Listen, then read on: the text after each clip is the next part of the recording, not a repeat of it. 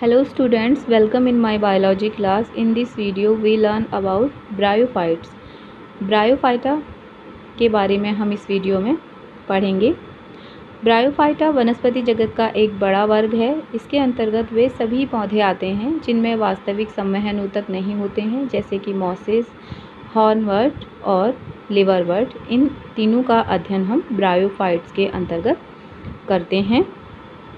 यह स्थलीय पादप हैं सभी, लेकिन निषेचन के लिए इनको जल की आवश्यकता होती है। यह पादप जगत के उभयचर कहलाते हैं।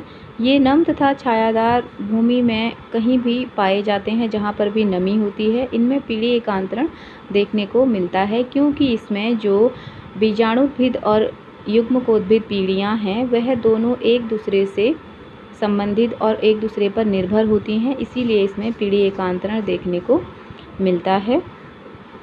ब्रायोफाइटा का पादप शरीर शैवाल की तुलना में अधिक विकसित होता है, अधिक विभेदित होता है।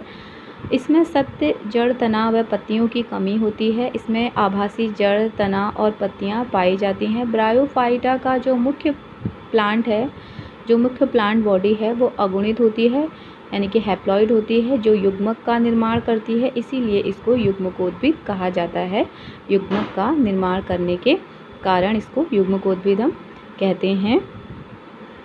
इसको 3 भागों में बांटा गया है: हिपैटिकोप्सिडा, एंथोसिरोप्सिडा एंड ब्रायोप्सिडा। इन्हीं तीनों वर्गों में हम ब्रायोफाइट्स का अध्ययन करते हैं। सबसे पहले हिपैटिकोप्सिडा को देख लेते हैं। इसमें लगभग 225 वंश तथा 8500 जातियां पाई जाती हैं। इस उपवर्ग में युग्मकोद्भिद चपटा और पृष्ठाधारी रूप से विभेदित होता है या फिर तने और पत्तियों जैसे आकार धारण कर लेता है। इसमें आभासी मूलाभास यानी कि राइजॉइड्स पाए जाते हैं, जो कि जल का अवशोषण करते हैं, और इसमें बैंगनी रंग के शल्कपत्र पाए जाते हैं, जो कि पौधे को मिट्टी से जकड़कर रखते हैं। एंथोसिरोप्सिडा, इसमें पौधे बहुत ही साधारण और पृष्ठाधारी रूप से विभेदित होते हैं, पर मध्यशिरा इनमें नहीं होती है। इस उपवर्ग में एक ही गण एंथोसिरोटेलिस है। इस वर्ग में पौधे संसार के कई भागों में पाए जाते हैं। भारत में यह हिमालय के तराई में भी पाए जाते हैं। यह एक बृहद उपवर्ग है ब्रायोप्सिडा। इसमें लगभग 660 वंशों हैं और 14,500 इसमें जातियां हैं। इन्हें कभी कभी केवल मॉस या हरिता भी कहा जाता है। ये मिट्टी, पत्थर, चट्टान, जल, सूखी लकड़ी, पेड़, डालियों कहीं पर भी ये उग जाते हैं।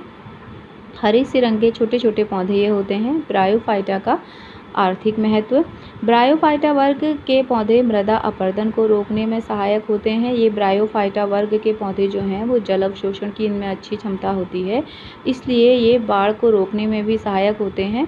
स्फेनेगम जैसे ब्रायोफाइट का प्रयोग ईंधन के रूप में भी किया जाता है। इसका हमारे लिए बहुत महत्व है, क्योंकि हम इसका ईंधन के रूप में भी प्रयोग कर सकते हैं। ब्रायोफाइटा का जीवन चक्र में हमको 2 पीढ़ियाँ देखने को मिल रही हैं: स्पोरोफाइट और गैमेटोफाइट, बीजाणुद्भिद और युग्मकोद्भिद। ये दोनों पीढ़ियाँ एक दूसरे से घनिष्ठ रूप से संबंधित हैं, एक दूसरे पर ही ये निर्भर होती हैं, इसीलिए हम इसको पीढ़ी एकांतरण कहते हैं, क्योंकि दोनों पीढ़ियाँ एक दूसरे के एकांतर क्रम में चलती हैं। ब्रायोफाइटा पृथ्वी में कहीं पर भी जहाँ पर नमी होती है वहाँ पर उग सकते हैं।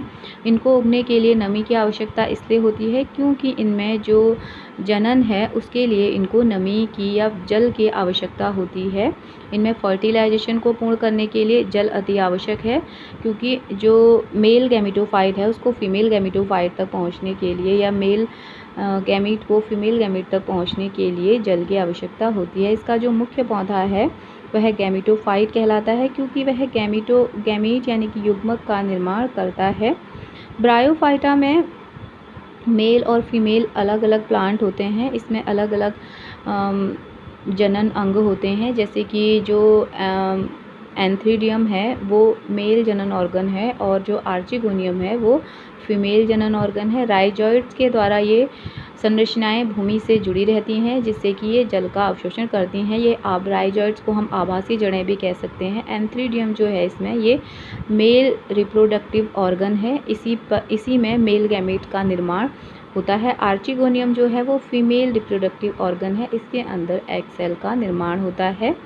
इसके जो मध्य का वेंटर भाग है वह नीचे से स्टाल्क के द्वारा भूमि से जुड़ा रहता है। वेंटर के मध्य में ही एग सेल होती है जहाँ पर कि फर्टिलाइजेशन की क्रिया संपन्न होती है। ऊपर की ओर का भाग इसका नेक कहलाता है। नेक वाले भाग के ऊपर जो है यहाँ पर एक चिपचिपा सा पदार्थ होता है जो कि जल अवशोषित करने के बाद वह खुल जाता है, फूल जाता है और वहाँ पर एक चिपचिपा सा पदार्थ उत्पन्न हो जाता है। वहीं पर से फर्टिलाइजेशन, वहाँ पर मेल गैमीट जो है आकर चिपक जाते हैं, वहाँ से फर्टिलाइजेशन की क्रिया होती है।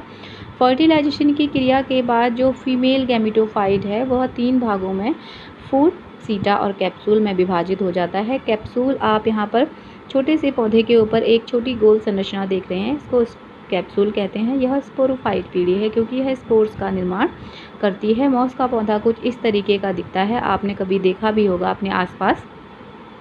छोटा सा एक हरे रंग का पौधा होता है जिसमें ऊपर छोटी सी संरचना देखने को मिलती है जो कैप्सूल जैसी दिखाई देती है। इसी कैप्सूल के अंदर ही स्पोर्स का निर्माण होता है। फर्टिलाइजेशन के बाद इसमें कैप्सूल के अंदर, यहाँ पर आप एक कैप्सूल की संरचना देख रहे हैं। फर्टिलाइजेशन के बाद इसमें स्पोरोसाइट्स होते हैं। जो स्पोरोसाइट्स विभाजन के द्वारा, अर्धसूत्री विभाजन के द्वारा एक द्विगुणित कोशिका से 4 अगुणित कोशिकाओं में बदल जाते हैं। यह पहले 2n होते हैं, अब यह n यानी कि अगुणित हो गए हैं। ये सभी अगुणित स्पोर्स जो हैं, अगुणित बीजाणु जो हैं, वह कैप्सूल के अंदर ही भरे रहते हैं। जब नमी अवशोषित करके कैप्सूल का ऊपरी भाग या उसका ओपरकुलम वाला भाग नमी अवशोषित करके खुल जाता है झटके से, ऊपर वाला भाग जो है उसका कैप्सूल का नमी को अवशोषित करके झटके से खुलता है, तो ये स्पोर्स जो हैं छोटे छोटे, ये पौधे के चारों तरफ बिखर जाते हैं और चारों तरफ बिखरने के बाद ये वहाँ पर नमी को अवशोषित करके जर्मिनेट होते हैं, वहाँ पर ये उगते हैं। उगने के बाद ये एक, इनमें से छोटी सी संरचना निकलती है जिसको कि हम प्रोटोनिमा कहते हैं।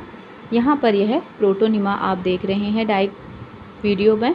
यह प्रोटोनिमा इस तरीके से ग्रो करता है। यह बीजाणु से एक संरचना निकल रही है जो कि घास की तरह ज़मीन पर फैल रहा है और इसको हम प्रोटोनिमा कहते हैं। इसी प्रोटोनिमा के ऊपर गैमीटोफाइट पीढ़ी का निर्माण होता है जो कि मेल और फीमेल गैमीटोफाइट होते हैं।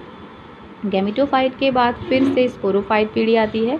स्पोरोफाइट पीढ़ी के बाद फिर से गैमीटोफाइट पीढ़ी आती है। इसी प्रकार इस मॉस प्लांट में पीढ़ी एकांतरण की क्रिया चलती रहती है। एक पीढ़ी के बाद दूसरी पीढ़ी, फिर से स्पोरोफाइट के बाद गैमीटोफाइट, गैमीटोफाइट के बाद स्पोरोफाइट।